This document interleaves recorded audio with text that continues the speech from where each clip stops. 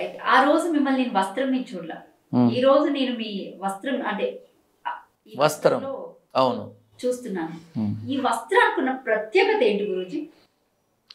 అంటే ఈ వస్త్రానికి ప్రత్యేకత కాదమ్మా, సేవ చేసేటప్పుడు సహజంగా ప్రత్యేకంగా వేసుకునేటటువంటి ఈ ఏకవస్త్రం నా విధానంలో గతంలో నువ్వు నన్ను ఇంటర్వ్యూ చేసినప్పుడు ఉన్న విధానం వేరు, అది సహజ సిద్ధ ధోరణిలో ఉన్నాను.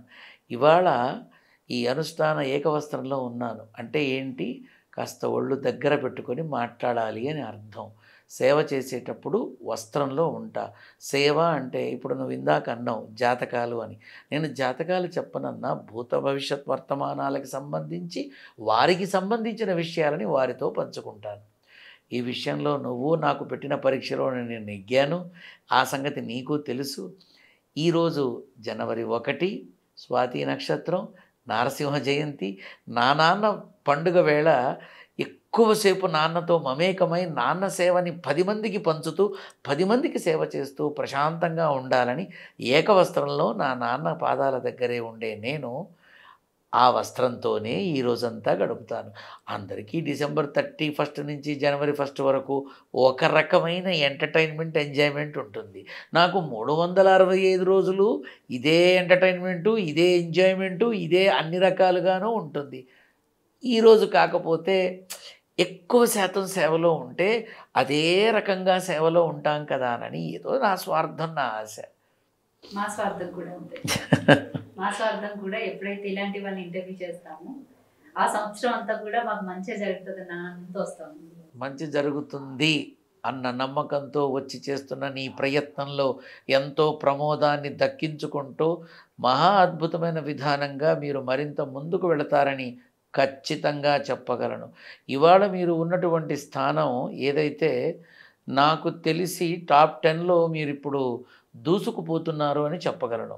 కానీ ఇంకొక 5 సంవత్సరాల 8 నెలల్లో మీ ప్రాభవం 25 సంవత్సరాలుగా సంపాదించుకుని ప్రపంచంలో మొత్తం ఒక పేరు సంపాదించిన వాళ్ళకి ధీటుగా 5 సంవత్సరాల 8 నెలల్లో మీరు సాధిస్తారు. ఖచ్చితంగా చెప్తున్నారు. నేను ఖచ్చితంగా చెప్పనమ్మా, చాలా ఖచ్చితంగా చెప్తున్నా. నాన్న చెప్పిన మాటని తెలియబరుస్తున్నా. బేసిక్గా జాతకాలు చెప్పేవాళ్ళు, ఓకే, లేకపోతే ఈ మొహం చూసి కొంతమంది చెప్తూ ఉంటారు, లేకపోతే చేతిరేఖలు చూసి చెప్తూ ఉంటారు, లేకపోతే కొంతమంది డేట్ ఆఫ్ బర్త్ చూసి చెప్తారు, లేకపోతే కొంతమంది ఏం చేస్తారు డేట్ ఆఫ్ బర్త్ తో పాటు టైమింగ్ కూడా ఖచ్చితంగా ఉండాలి అంటారు, లేకపోతే కొంతమంది ప్రశ్న జవాబు శాస్త్ర ప్రకారం చెప్తారు, కొంతమంది శబ్ద శాస్త్ర ప్రకారం. ఈ విధమైన జాతకాలు మనం ఎక్కువగా చూస్తాం. నాడి మర్చిపోయావు, జాతకాలు చూస్తుంటారు. సో అంటే ఈ విధమైన వాళ్ళు చూసాను. కానీ మీరెక్కడ అంటే జరిగింది జరిగినట్టు ఖచ్చితంగా చెప్తున్నారు, జరగబోయేది కూడా అంత ఖచ్చితంగా చెప్పగలుగుతున్నారంటే మీరు అసలు ఏ శాస్త్రం? నాది ఏ శాస్త్రము కాదు, నాకంత పెద్ద జ్ఞానం లేదమ్మా.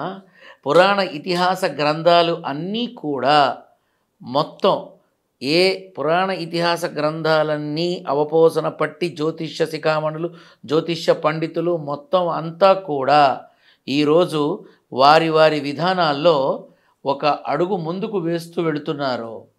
అది వాళ్ళ శాస్త్రం, నాది అది కాదమ్మా. నారసింహ శాస్త్రం, నరసింహుడి అనుగ్రహం, నారసింహ పురాణం. నరసింహుడు తప్ప ఇంకొకటి లేదు, నా నాన్న తప్ప ఇంకొకటి లేదు.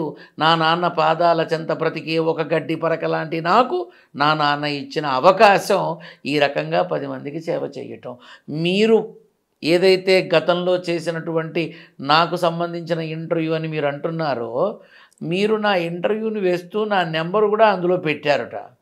నాకు ఇప్పటి వరకు వచ్చిన కొన్ని వందల ఫోన్ కాల్స్లో కొంతమంది వచ్చి నన్ను కలవడం జరిగింది. వారు కూడా నీలానే ప్రశ్నించారు, ఏమీ చెప్పకుండానే అన్నీ ఎలా చెప్పగలిగారు, కావాలంటే మీరు వారిని సంప్రదించవచ్చు ఎలా చెప్పగలిగాను అని. అప్పుడు చెప్పిన మాట ఇదే, నా నాన్న నారసింహుడే. నా నాన్న తెలియబరిచిన విషయాన్ని అనుష్ఠానంలో సంకల్ప సిద్ధితో మీకు తెలియబరుస్తాను, ఇంతే. నా దగ్గరే ఉందమ్మా, నేనేం పెద్ద జ్ఞాన చక్రవర్తిని కాదు. ఆవగింజల అణువంత జ్ఞానం అంతే. నారసింహుడు తప్ప నాకేమీ తెలియదమ్మా.